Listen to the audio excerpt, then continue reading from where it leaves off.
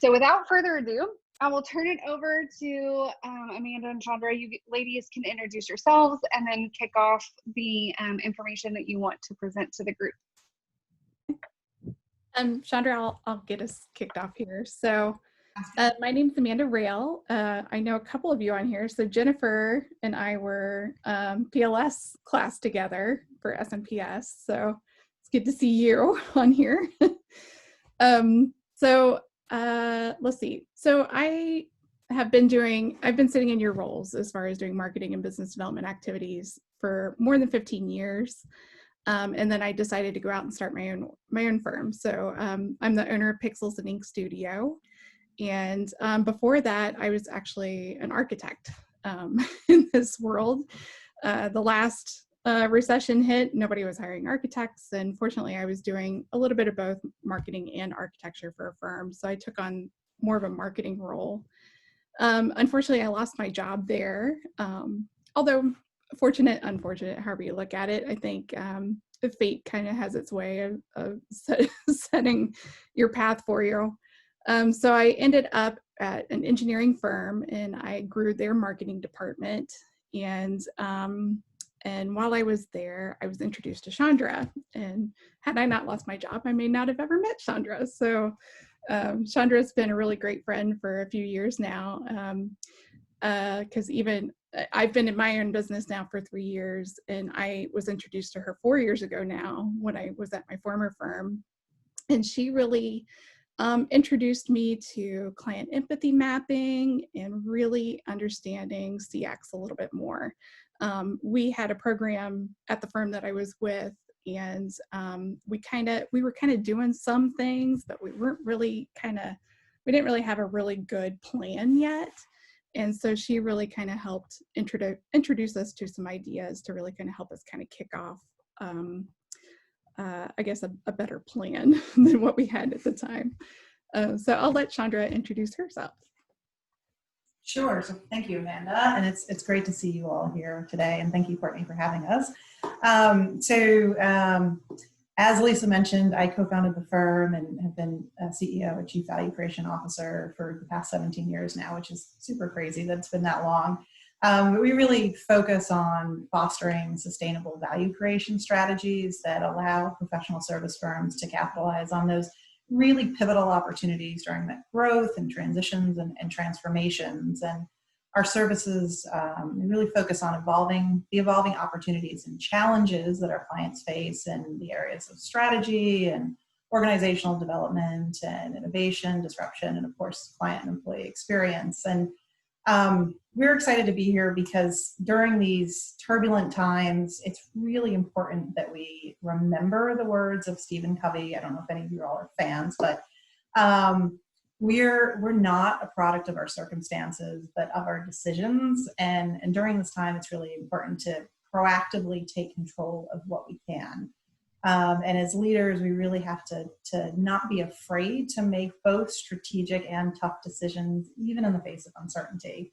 And as we're working on our plans and goals for 2020, way back last year, early this year, nobody knew we'd be where we are today. All of our clients' needs and wants and priorities, they've really changed since then. And that's why including client experience in our strategic plans and goals for next year is really, really vital. So based on all of this uncertainty that we're currently experiencing, Amanda and I have been working with many of our clients to include scenario planning as part of strategic planning efforts for 2021. And this has really helped our clients identify those critical driving forces and uncertainties and really think about the different realities of what might happen and what are the implications if those different scenarios do happen, and how could we potentially respond based on what actually does happen. Scenario planning can be done without going through the process of developing a full strategic plan, or if you're in the middle of a plan and need to adapt, or even if you don't have a plan. So we wanted to focus today on CX because regardless of where you're at in your plan or your planning process, we feel strongly that client experience should really play a critical role in this.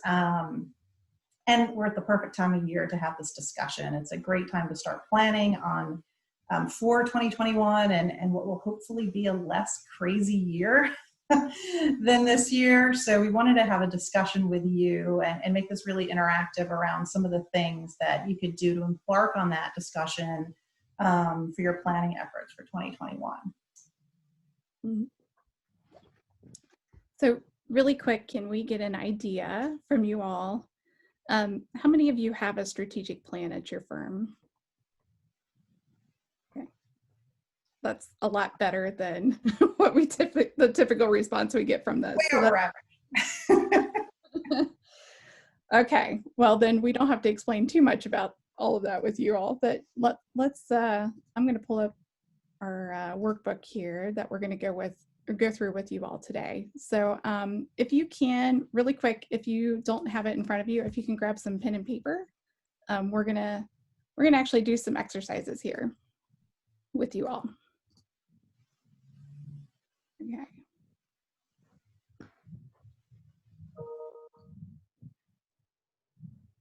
So this is a workbook that Chandra and I tend to hand out when we do this type of presentation with our crowds.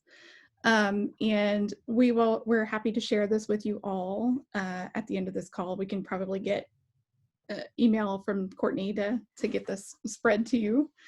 But just for simplification, I'm going to flip to the inside of our brochure. So a lot of times we do this discussion where we're talking about what CX is and really kind of talking about some of the elements of CX.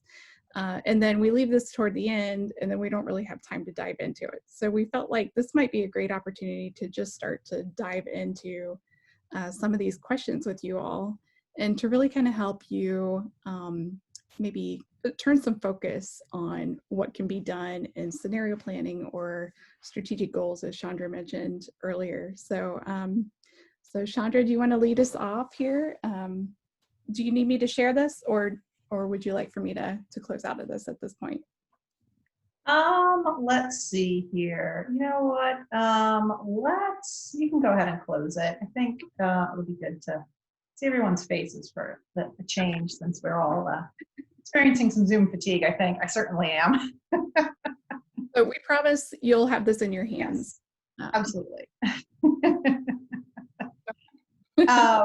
So our goal with the workshop, or excuse me, the workbook, is to really help you kind of get started and think about how CX can tie up to your strategic goals, to your plans for next year, and start kind of brainstorming, going through that process, and then take this workbook and finish it with your colleagues back in the office or virtually, depending on where you're at in the country.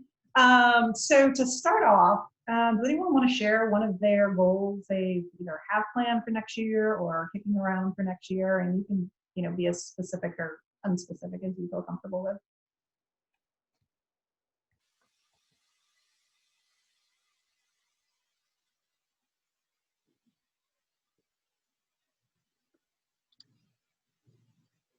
I'll bite the bullet and share.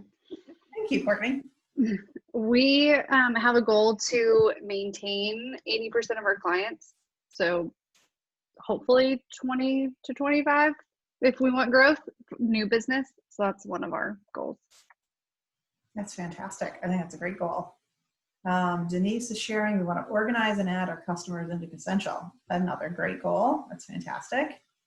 And the rest of you, feel free to take yourself off mute and chime in at any time. Don't feel like you.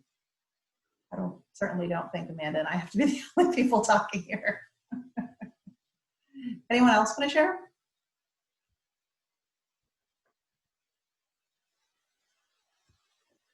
So Chandra, I'll share that I have not done my strategic goals for next year, and I'm looking forward to this weekend. Actually, I'm a solopreneur.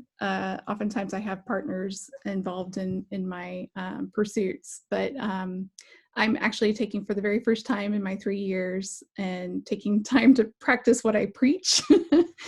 And so my husband and I are actually working on each other's strategic plans this weekend. So I will have some goals to share next week.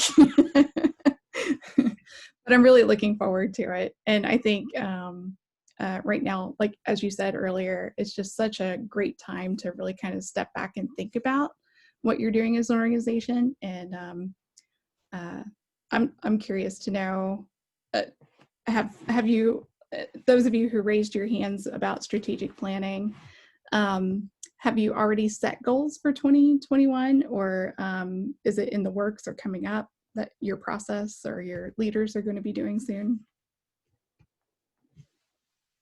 Yes. Okay.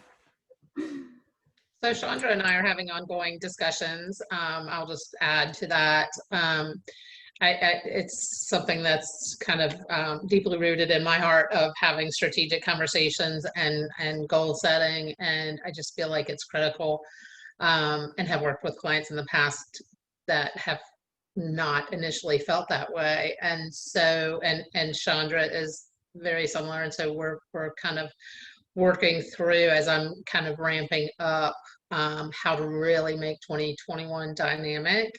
And so, so we're looking at, you know, maintaining the relationships that have been there, but also looking for me to add a certain amount of new clients on board within the upcoming year. And also, sorry, one other goal, I forgot, is, you know, I come from a finance background. And so, you know, 28 years in banking, both on the internal finance as well as external commercial. And so I have worked with internal and external clients over the years to do various strategic plans, and revisions, and then comparisons and analyses. And so we're also strategically looking how to fold that into the visible value kind of wheelhouse, and see, you know, kind of how we can build that out. So hopefully that's helpful. We're really excited about potential expansion of services with bringing Lisa on board. Is anyone else looking at potentially expanding services, or have you expanded services over the course of this year due to COVID?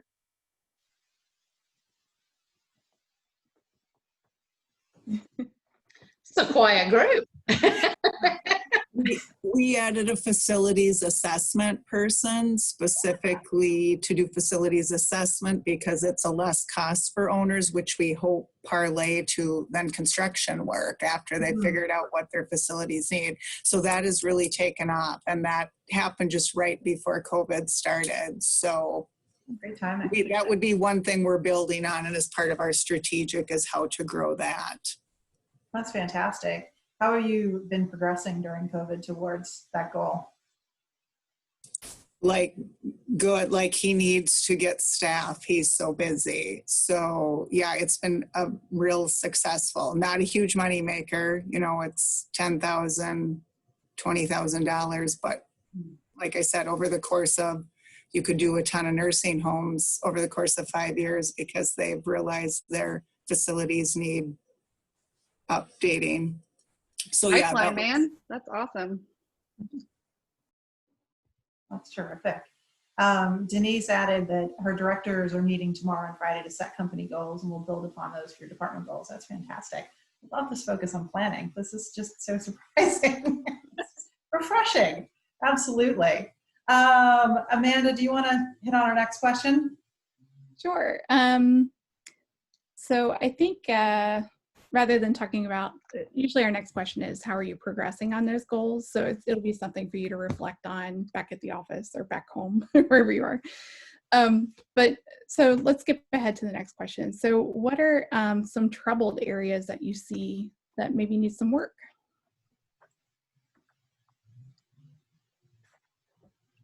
Steve, I'm actually going to excuse myself. This is not exactly what I was expecting, but I appreciate your time. Thanks.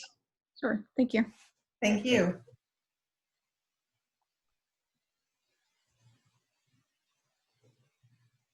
So Amanda, can you just repeat the question real quick? Yeah, just to try to kind of spur your brain a little bit, what are some troubled areas that you're seeing that you could probably focus on or turn some focus on?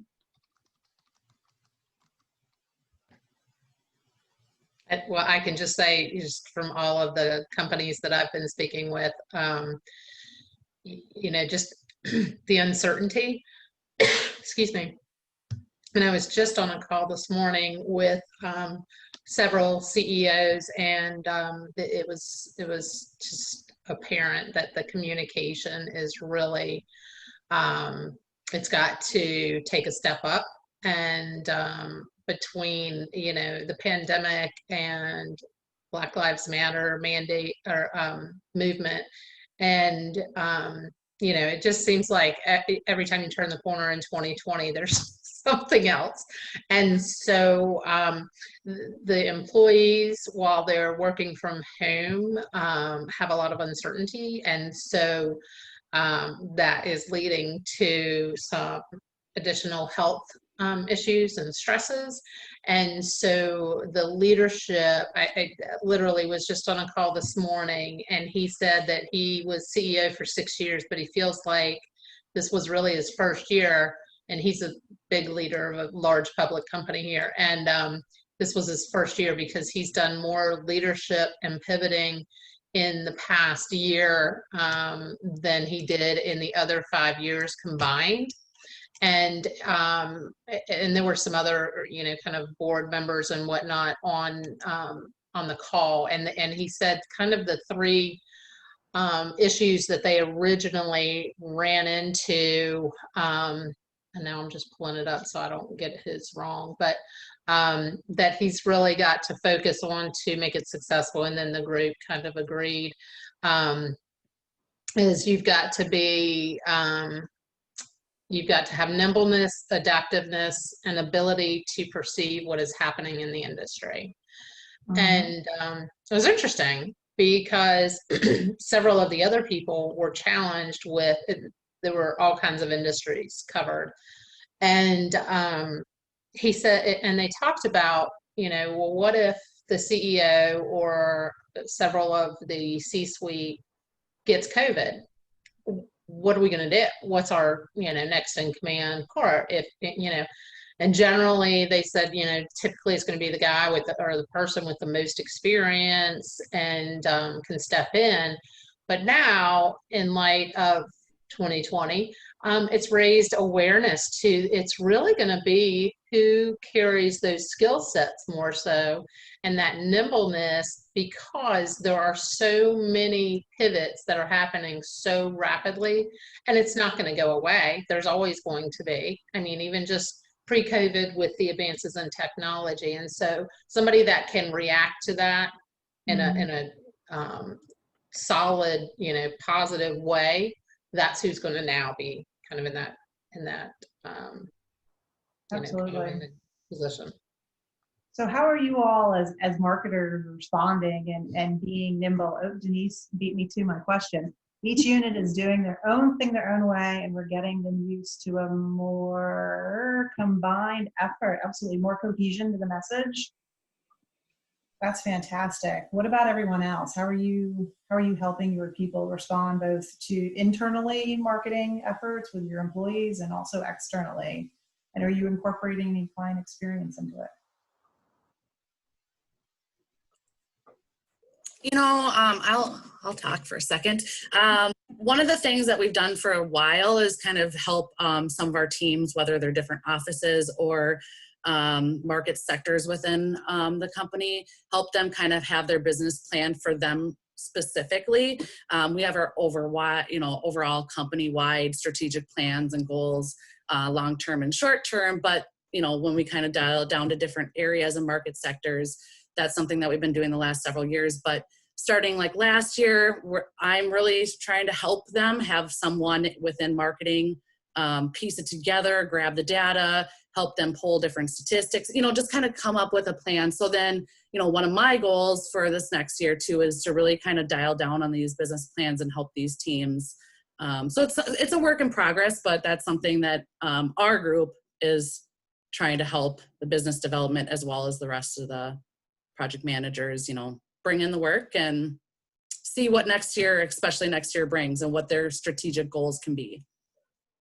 That's great.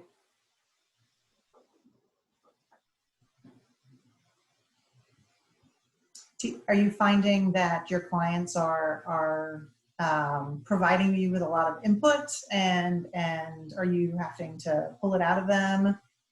Are you able to get a good understanding of how your clients' needs are changing and adapt?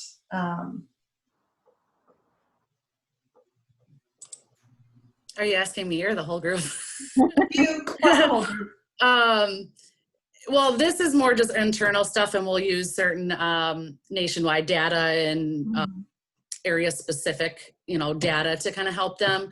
As far as, taking that to another question, I guess we have reached out to several clients as a big overall company to get their honest input on different things. And that's where we help align our goals and see, what are we lacking? What are we doing great at? What can we work on? And get that real honest feedback from them. So that's something that we've done over the course of several years. That's terrific.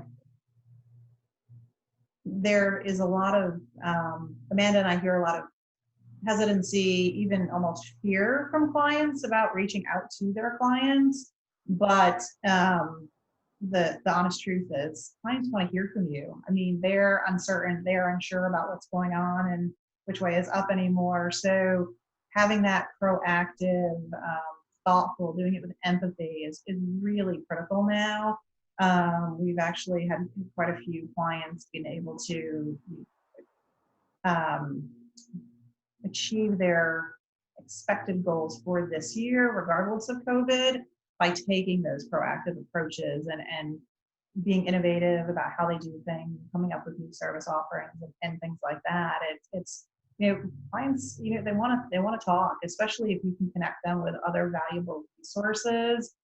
We put one of our clients in touch with a banker who could help them, and they're super grateful about that. And connected another with some industry peers who were non-competitive, but that they could kind of bounce ideas off of and really, get each other's thoughts and opinions of, what's going on with their clients and what are they seeing and hearing from a forecast standpoint, as well as from their clients to really understand, okay, what could next year look like and how can we adapt. Amanda, do you want to share about the client you've been working with? Yeah, so I've been working with a client of mine up in Michigan.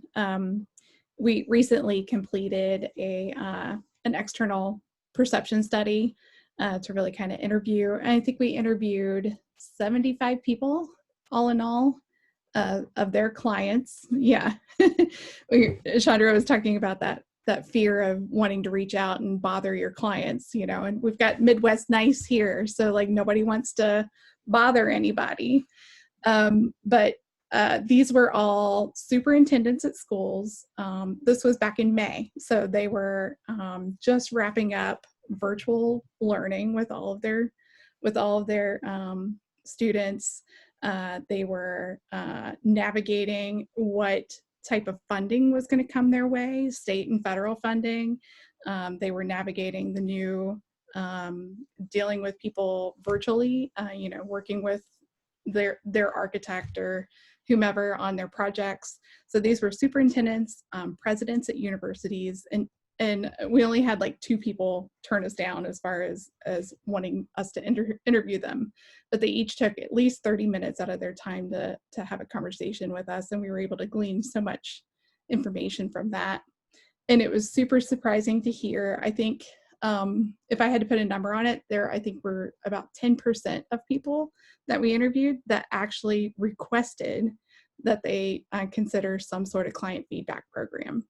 This was not a question that we asked them. It was just, man, we'd really like to hear from the PM more frequently, or we'd really like an opportunity to say what's going on.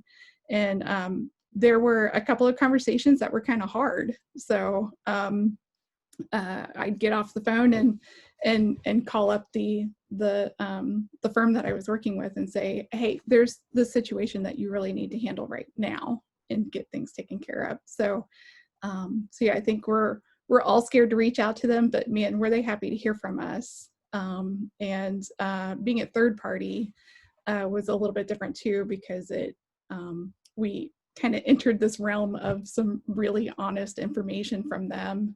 And then it also became a BD touch. I know you were talking about business development and making connections there, but we asked the firm leaders to reach out to their folks that we were going to be interviewing to get permission, number one. And then there were so many things that came back, like, man, we need to get together for virtual coffee, like all of these things, because they just hadn't talked to them yet. And so it's just a matter of opening your ears and being willing to have those conversations. So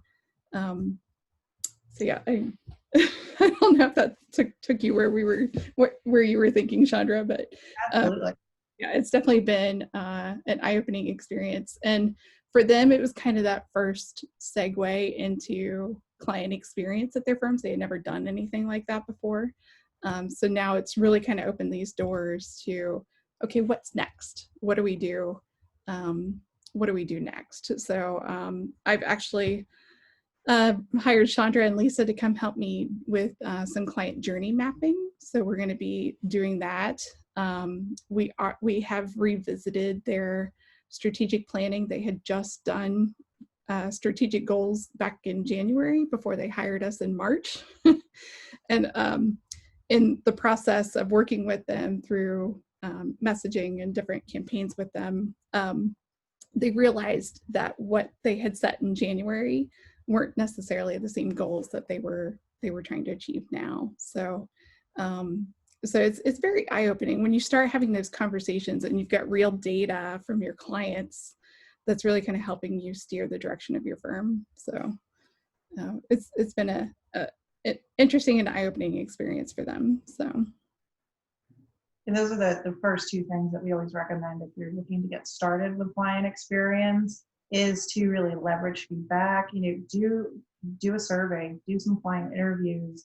It is amazing what you learn from clients. Natalie, I don't know if your move into doing facilities assessment came from feedback from a client, but that's often how the best ideas start. There's a need, and a client makes a offhanded comment during an interview or in a survey response, and it's a golden nugget, and it can really open up a lot of doors.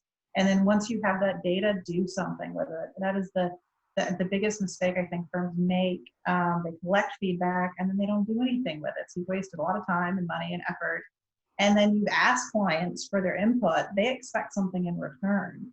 So it's always great to go back to them and say, thank you for your feedback. Here are the top 5 things we learned, or the top 10 things we learned, and here's what we're going to do. And it's especially great if you can say, you gave us this really great idea and we're going to consider this in the new year. But having the data and starting to look at how it can inform your strategic plan, like Amber was mentioning, coupling it with that industry data, that national trends that you're looking at, things like that, it can be really informative, especially in a time like this where a lot of that industry data is lagging and is not really reflective of what's going on currently or could happen based on the election, or who knows what other crazy black swan events we could have in the future.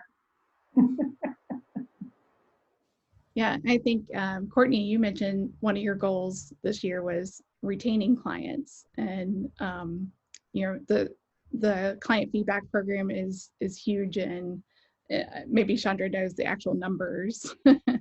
But it plays a huge role in maintaining those relationships, and especially if you're not withholding questions until the end of a project, if you're kind of asking them along the way and during certain milestones, it really kind of gives you an opportunity to further develop that relationship. And as Chandra mentioned, there might be nuggets, or hey, I've got X that I need help with, and I'm not doing this till January, but I could use your help with that. And then suddenly you've got more work, or you're kind of cross-selling and bringing in more of those opportunities with being able to reach out and just having conversations with your client, whether it's a phone call or whether it's an email survey.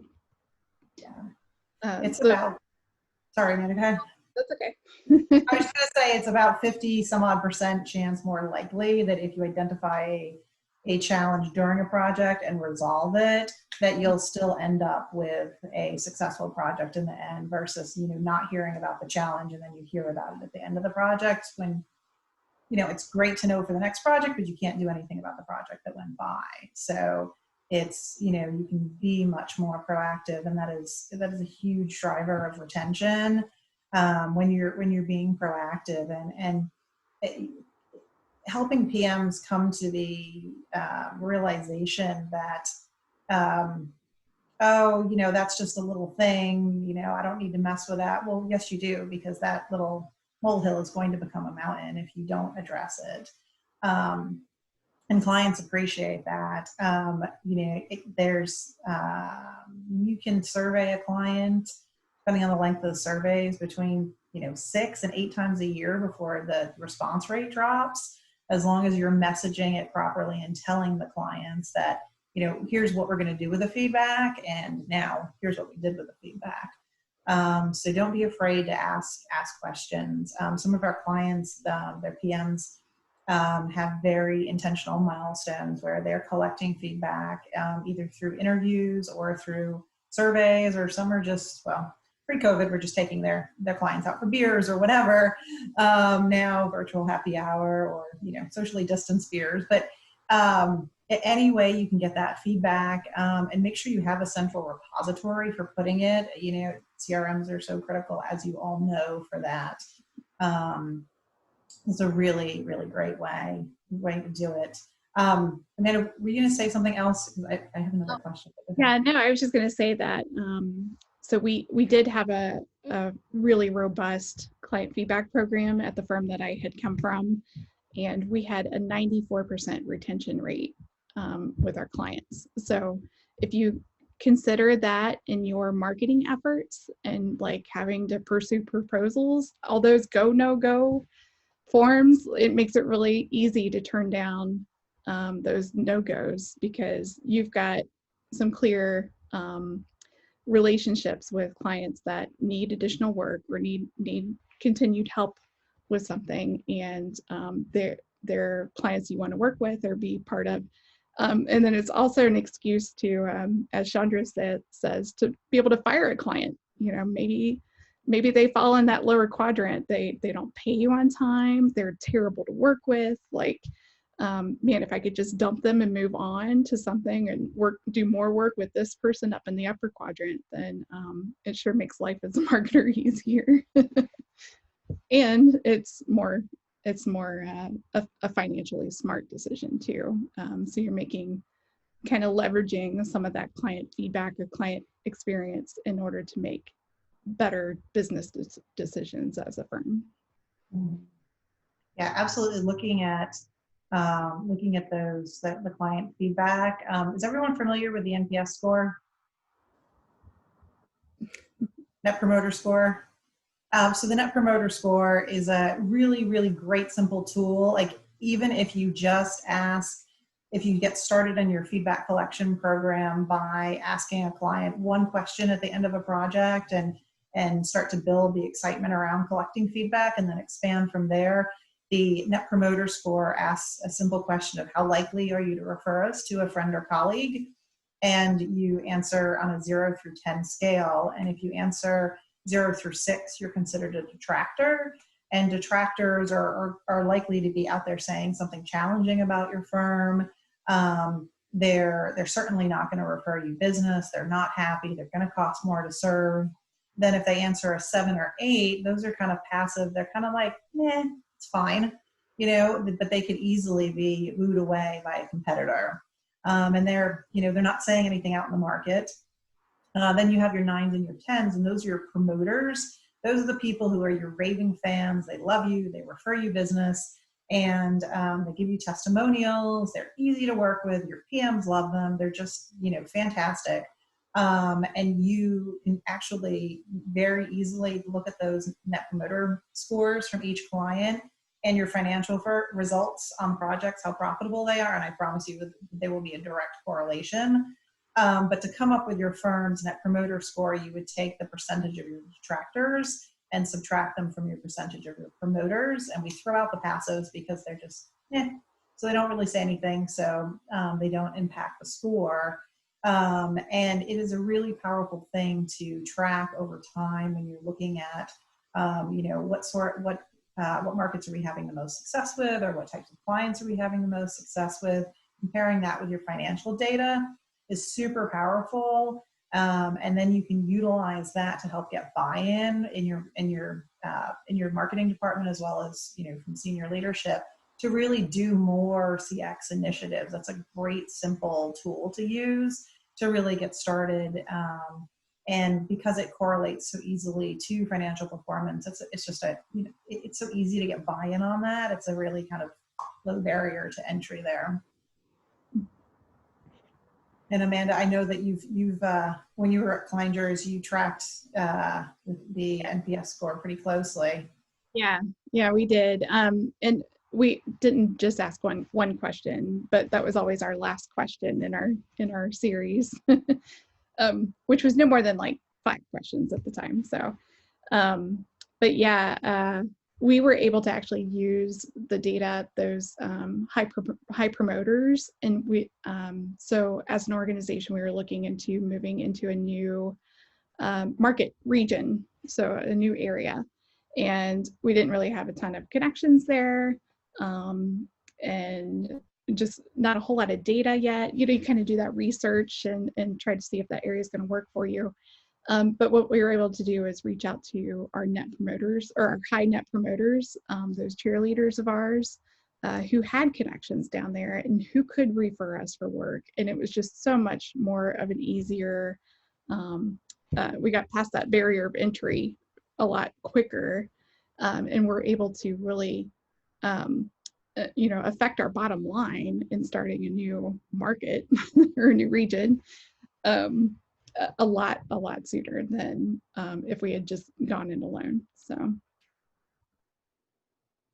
So I'd love to ask you all, based on what we've been talking about, does anyone think that CX might be something that could help you achieve your goals for next year? Any ideas on where you might start?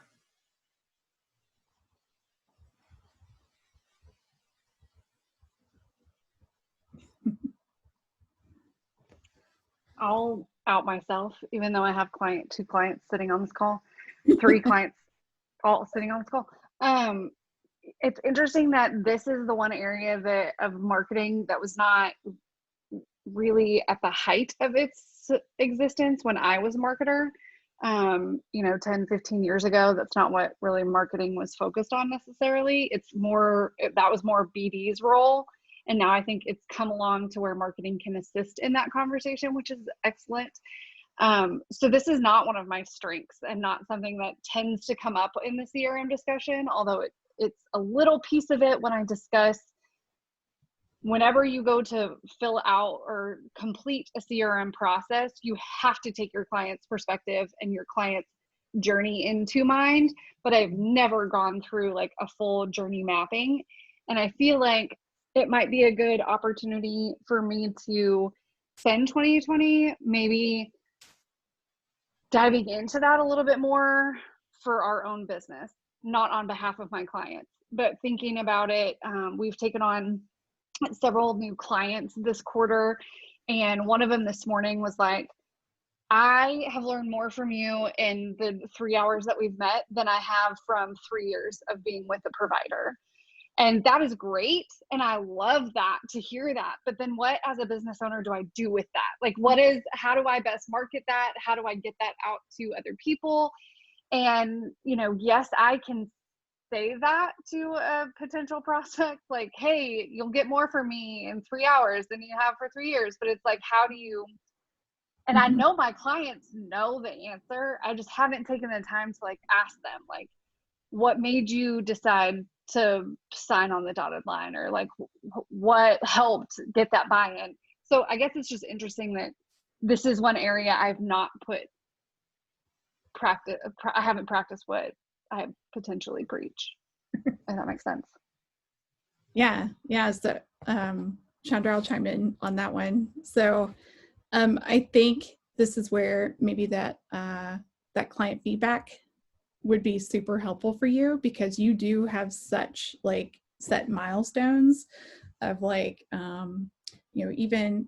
even sending a questionnaire after like a first call with a potential client of yours, and asking, how did you find this information? Is it helpful? Or, how are you feeling when, how's that going to influence your decision to use CRM or use me to help you with CRM?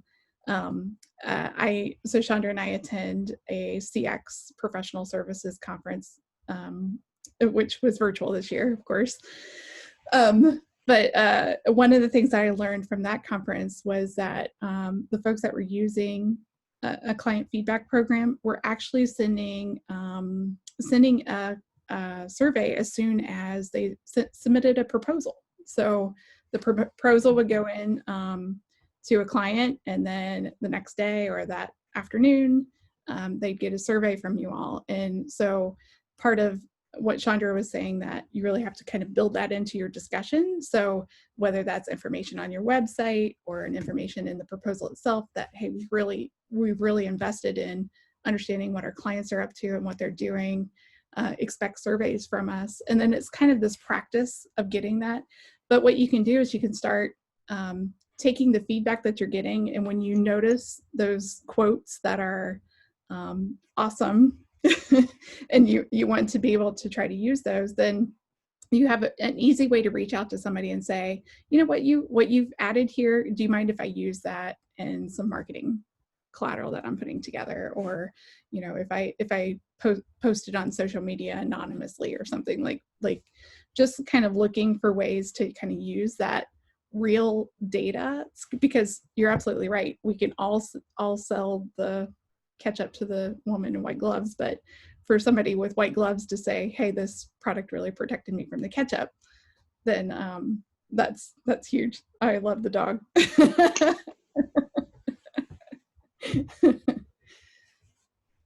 Yeah, I think you have a really great opportunity for that. And so as I was talking earlier about using Chandra and Lisa to help me with some client journey mapping,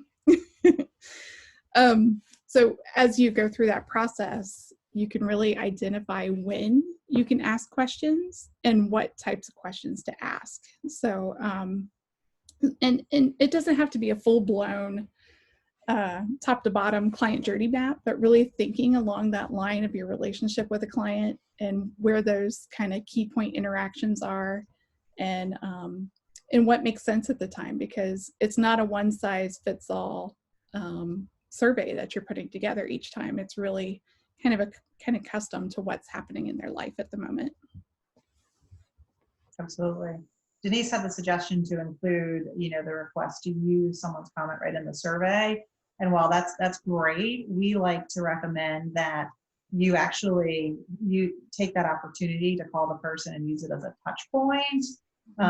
So you just have just another conversation, and especially if you from marketing or one of your teammates, works together with the PM and has a call. We found over the years that if the person has more than one, yes, agree. It's more personal, not likely to intimidate them. Absolutely.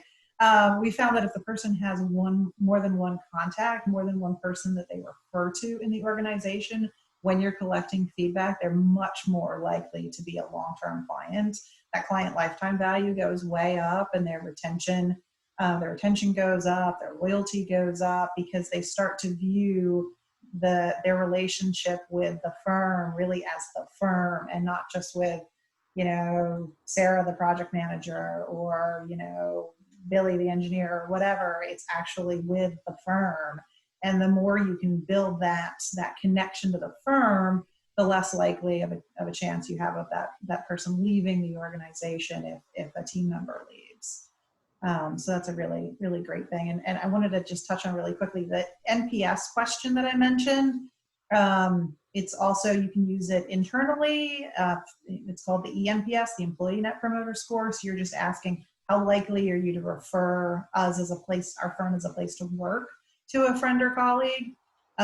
Great way to do some of those same things we talked about internally. And I think it's really important. There's a perception out there that, times are tough, people are getting laid off. And while that's true in certain areas, it's also true that a lot of our clients are busier than they've ever been, and they're on crazy recruiting and hiring streams. So making sure you've got that loyalty and retention for your employees is also really, really important to measure, especially during these crazy times. Amanda, did you want to touch a little bit more on our workbook? I was just noticing the time, and we've got about 4 minutes left. Before you jump in, yeah, I was writing as fast as I could, but for the employee part, was it how willing are you to recommend, or how willing are you to recommend people to work for us, or recommend the company to a client? Like what? I didn't catch the question. Sure. So there's the Net Promoter Score. That's for your client. Yep. But And then what was there's the question? employee Net Promoter Score, and that would be how likely are you to recommend our firm as a place to work to your friends. Place to work. Okay. Mm-hmm. Yeah, I think. Thank you. So we'll get these questions in that workbook to you all, so you can kind of sit down. And I think since we're running out of time here, one of the things that is important to consider are your employees. And I know they're most likely taxed right now with, as we were talking earlier, all the external things that are kind of happening and going on in their external lives. And like right out my door, I've got kids that have been screaming downstairs, and we got to meet Denise's dog. And so there's always something else going on. And so keeping your employees in mind, and there are survey tools out there for that as well, to really kind of check in with them. But be human, reach out to them and have conversations with them is also another great takeaway. And so another point I wanted to bring up was that any CX program where you really can't make work well unless you have employee buy-in. So, it's not only your leadership, but it's everybody else, because everybody plays a role in BD and everybody plays a role in some sort of CX at your firm. So getting them involved in the client journey maps, involved in the empathy maps, involved in discussions about what types of questions to ask, like the folks sending out invoices, they are the front lines for you also. So don't forget them. And then I think, sorry, I feel like I'm speeding us along here, but accountability is another big thing as well. So this can't work without some sort of accountability with your staff as well. So whether that's building it into year-end reviews, not the scores that like say for instance, you're going to set up a client feedback program. It's not the scores that matter. It's it's actually getting the surveys out there. Participation. So, yeah. So that's more important when you come to reviewing your staff at the end of the year.